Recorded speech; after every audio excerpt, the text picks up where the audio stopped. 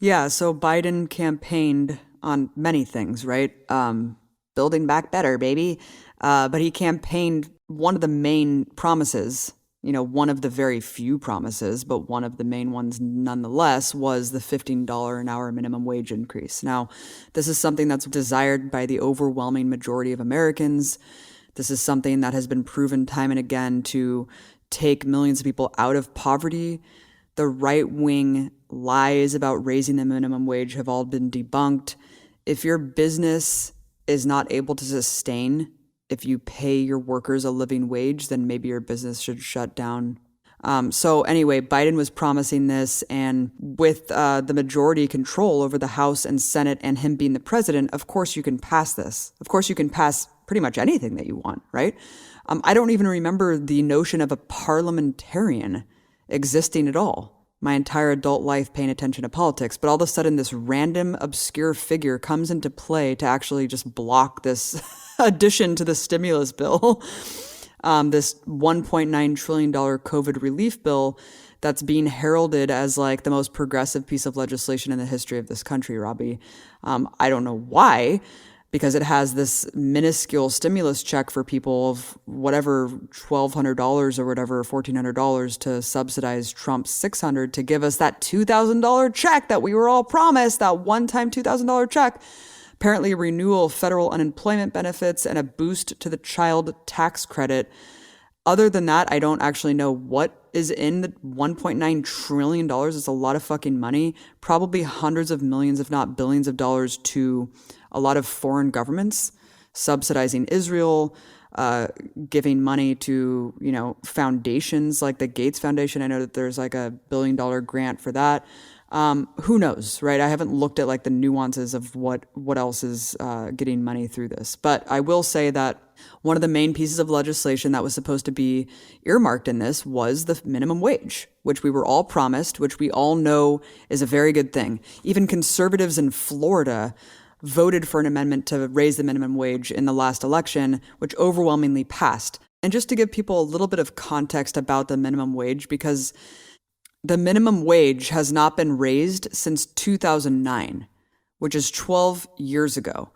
Back then, it was $6.55 an hour. Today, it's $7.25 an hour. That is the federal minimum wage. $7.25. That is like literally, I just got a coffee today and it was like $6. You work for an entire hour and you can afford a coffee from like one of these bougie coffee shops in LA. That's what you're fucking slaving over. Then you have to pay rent. Everything is commodified in this country. Healthcare, housing, everything, right? Unlike other industrialized advanced capitalist countries that actually give people healthcare, we have to pay for everything.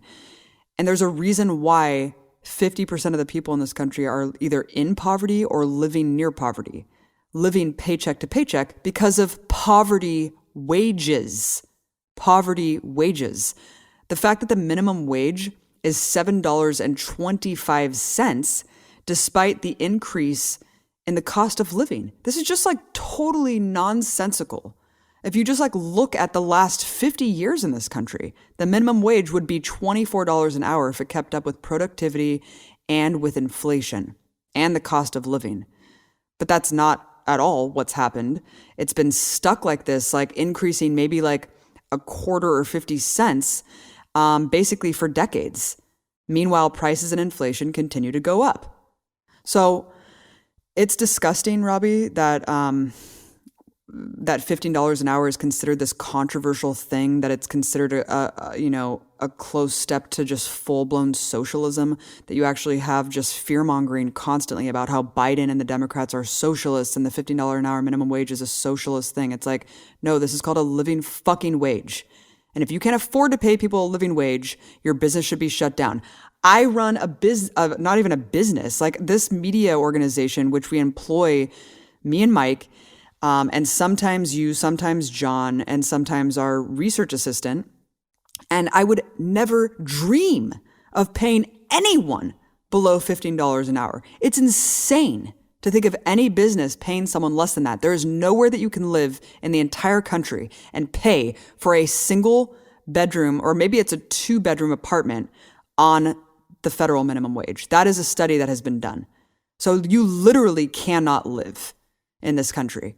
And the fact that we're even talking about this and that it's controversial, and the fact that Democrats did not stick their neck out to fight for this, and all of these, progressive Democrats, AOC and Ilhan Omar, it's like, okay, yeah, I get the whole argument about putting the Medicare for all thing to a vote and having it fail. This is like, if you're not going to fight for this, if you're not going to stick your neck out and fight for a $15 an hour minimum wage, what are we talking about here? What are we doing here, guys? We are in a pandemic. 8 million more people have been plunged into poverty just in the last year. You have to fight. We have to fight. And another big problem, Robbie, is that unions, all of these unions, like we have like a non-existent labor presence in this country, which historically is the only movement that has really pushed policy like this, right? And so you look at the state of unions today, all of my friends that are in unions, they were told, like they actually had to, as part of their job, campaign for Joe Biden and the Democrats, like phone banking, door-to-door knocking. Oh, God. Instead of fighting in the streets as like a progressive front, pushing the Democrats on things like $15 an hour minimum wage.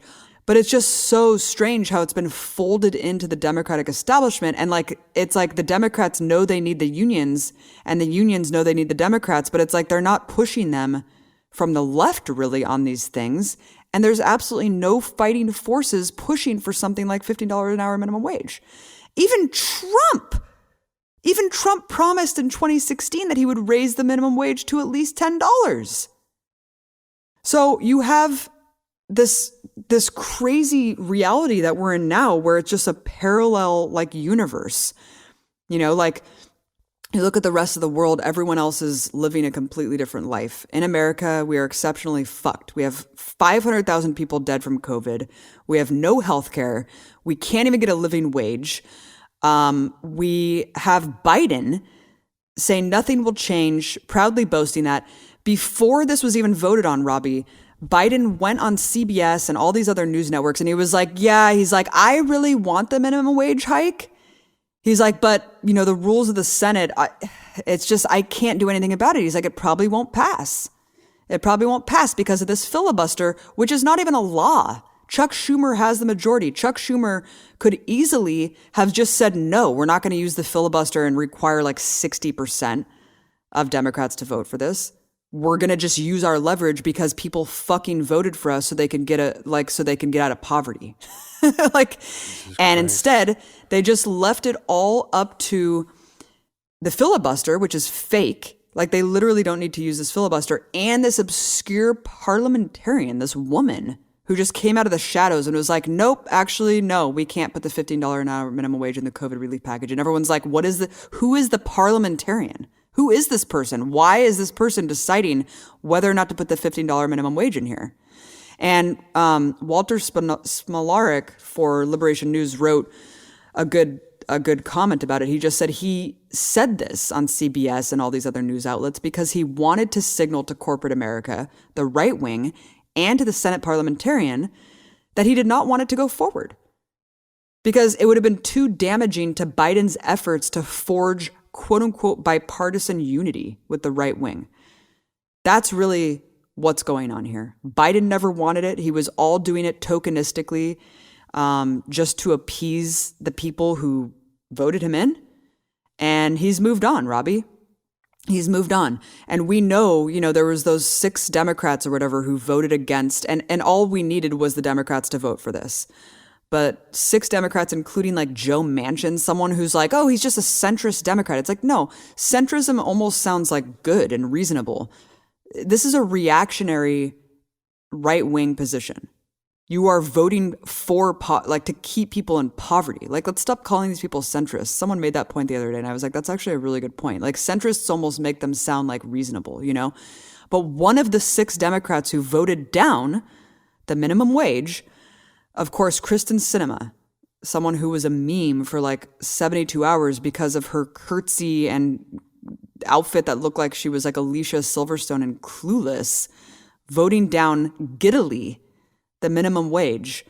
I think everyone was shocked about her because she just has a really interesting trajectory. I mean, she started off in the Green Party, Ralph Nader's campaign. She even co-hosted a radio show with a 9/11 truther during the Iraq War. That's And so hilarious. now it's just bizarre to see her now. Like, The it's like, Van Jones dude, effect. what is wrong with you, dude? That's You very, know? very funny. It's weird to see Yeah. that there's people from the truther scene who went to like generic lib and then also like generic Trump. Like Yeah, totally like I different don't even know. branches. I mean, I don't even know what her politics are now, but it's just so disappointing. But also, what's really annoying is people have like, posed that rhetorically, being like, oh, what happened to her? And then people have used it like, blue check libs and shit are just like, oh, well, that just shows you the Green Party is just like ideologically bankrupt and means nothing. It's like, no, that's not what this means at all. Like, why would you take that away from this? Because they just want to bash every third party. Right. Only the Dems, dude. The only ones allowed Right. to vote for. Yeah, so that's where we're at, Robbie. Build back better, baby. We did it. We fucking did it, dude. Did you We see built him? back better. Did you see Biden completely flubbed? He was trying to remember Anthony Blinken's name.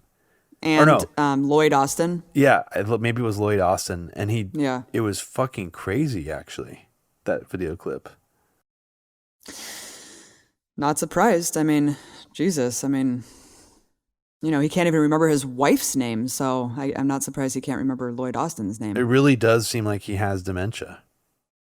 Whoever it is that lobbies all these Democrats in office, they have basically convinced them that this is not the right time, or I don't even know. I mean, they're just getting money from these lobbyists, so I don't know what propaganda there is being sold to them, but they're not going to do it.